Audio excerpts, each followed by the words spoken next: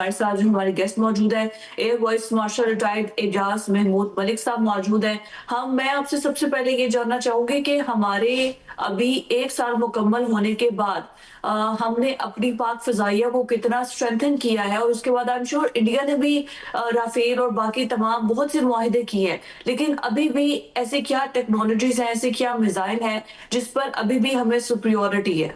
देखिए, एयरफोर्स जो है ना, ये बुनियादी तौर पे एक टेक्नोलॉजी इंटेंसिव जो है आउटफिट होती है। इसमें हर वक्त जब कोई नई टेक्नोलॉजी आती है तो उसका काउंटर भी बन रहा होता है, या उससे बेहतर चीज़ जो है वो कहीं दूसरे कंपनीज में, दूसरे मुल्कों में उससे डेवलप करने की कोशिश की जा रही होती है। तो एट एनी वन टाइम ये ऑनगोइंग प्रोसेस होता है। इसीलिए आपने नाम सुना होगा जी, वो थर्ड जनरेशन, फोर्थ जनरेशन और फिफ्थ जनरेशन एयरक्राफ्ट। और इसी तरह मिसाइलों में अगर हम बात करें तो जब हम लोग 65 की बात करते हैं तो उस वक्त की ज़्यादातर क्लेम्स जो हैं वो गन शॉट्स के थे। फिर मिसाइल्स के क्लेम्स थे, शॉर्ट रेंज मिसाइल 2 मील, 4 मील, 6 मील रेंजेस वाले। फिर जब हमने F-16 एक्वायर किए तो ये बात 12-14 मील तक चली गई। और फिर इसी तरह हम एक दूसरे के साथ मजबूरन इस तरह कंपटीशन में रहे कि भारत को एक जुनून है आर्म्स रेस का, क्योंकि उनके पास बड़ा इकोनॉमी साइज है, फिर उनको मल्टीपल सोर्सेज से चीज़ें मिल जाती हैं। हमारे साथ कुछ बजटरी कंस्ट्रेंट्स भी होते हैं, और दूसरे हमारे ऊपर तो हमेशा पाबंदियां ही रही हैं जी, किसी ना किसी हवाले से। तो हमें बहुत सोफिस्टिकेटेड हार्डवेयर लेने के लिए बड़ी कोशिश करनी पड़ती है, और इसीलिए हम फिर अपने इंडिजिनस प्रोडक्शन की तरफ गए, और अल्हम्दुलिल्लाह हम दुनिया में वाहिद एयरफोर्स हैं जो अपने फाइटर्स खुद बनाती है। सवाल आपसे ये है कि ईरान के डॉक्टर साहब जो स्पीकर हैं कालीबाफ साहब, उन्होंने बाकर कालीबाफ साहब ने फरमाया है कि हमने अमेरिका का F-35 लेटेस्ट तैयारा जो है वो गिराने का दावा किया है। मैं आपसे ये जानना चाहता हूं कि एक तो हमें यह बताएं कि F-35 जो अमेरिका का है वो क्या है, उसमें क्या क्वालिटीज़ है, और इसी तरह अगर आपको पाकिस्तान को अल्हम्दुलिल्लाह 14 अगस्त परेड पर कौम को खुशखबरी नज़र आ जाए कि हमारे यहाँ J-35 अगर फ़ज़ा में बुलंद हो रहा हो तो हम तो फ़ख्र से हमारा सर बुलंद हो जाएगा। हजूर ये बताएं कि ज़रा कंपैरिजन करना पसंद करेंगे कि J-35 और F-35 इनके बारे में आप तो बहुत समझते हैं हथियारों को, हजूर अनवर। जी मैं अर्ज करूं जी, देखें, ये 90s की दिहाई में ये टेक्नोलॉजीज, स्टेल्थ टेक्नोलॉजीज जो हैं वो इंट्रोड्यूस हुई, जिसमें जहाज जो हैं वो कंपोजिट हाइड्रोकार्बन्स मटेरियल से बनना शुरू हो गए।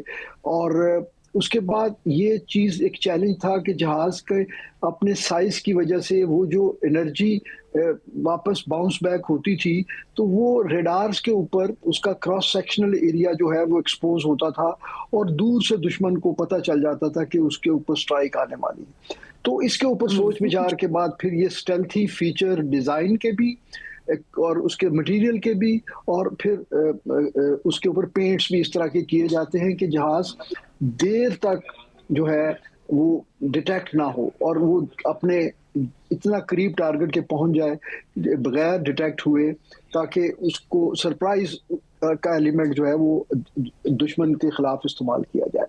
तो ये तो एक फिलॉसफी थी। उसके लिए अमेरिका ने F-117A फाइटर्स बनाए, पहले स्टेल्थी फाइटर्स, और B-1 बॉम्बर्स बनाए जो गल्फ वॉर में इस्तेमाल भी हुए।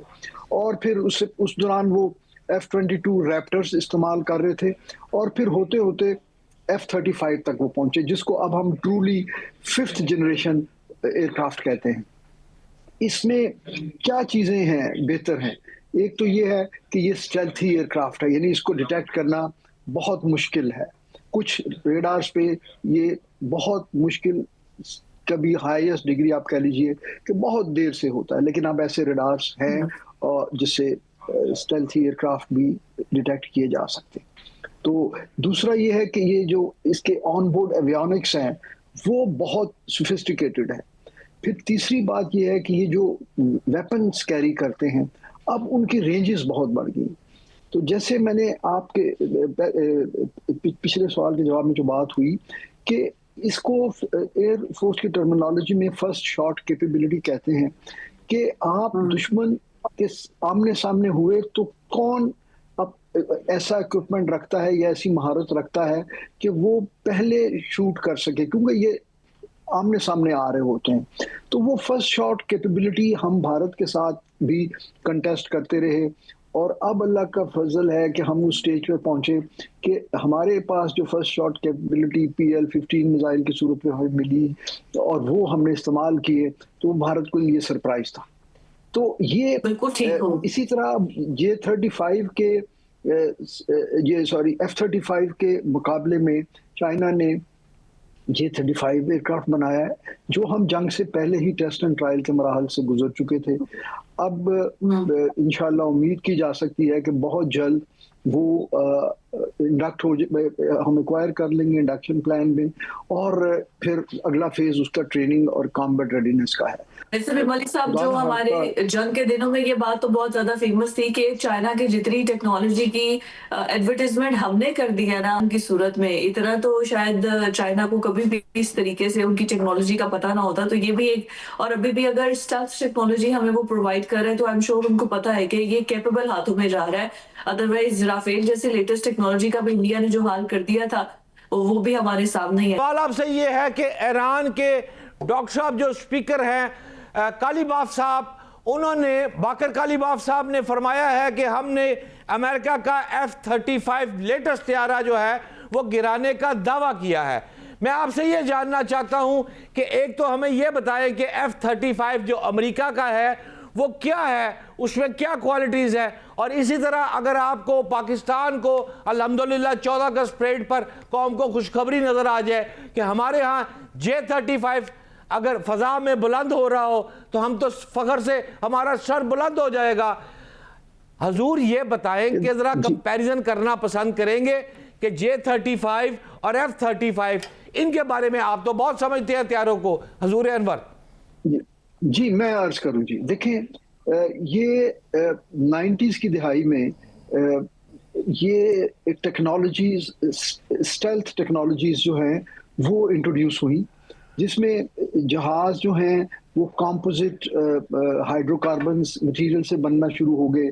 और उसके बाद ये चीज़ एक चैलेंज था कि जहाज के अपने साइज की वजह से वो जो एनर्जी वापस बाउंस बैक होती थी तो वो रेडार्स के ऊपर उसका क्रॉस सेक्शनल एरिया जो है वो एक्सपोज होता था और दूर से दुश्मन को पता चल जाता था कि उसके ऊपर स्ट्राइक आने वाली है। तो इसके ऊपर सोच विचार के बाद फिर ये स्टेल्थी फीचर डिज़ाइन के भी और उसके मटेरियल के भी, और फिर उसके ऊपर पेंट्स भी इस तरह के किए जाते हैं कि जहाज देर तक जो है वो डिटेक्ट ना हो और वो अपने इतना करीब टारगेट के पहुंच जाए बगैर डिटेक्ट हुए, ताकि उसको सरप्राइज का एलिमेंट जो है वो दुश्मन के खिलाफ इस्तेमाल किया जाए।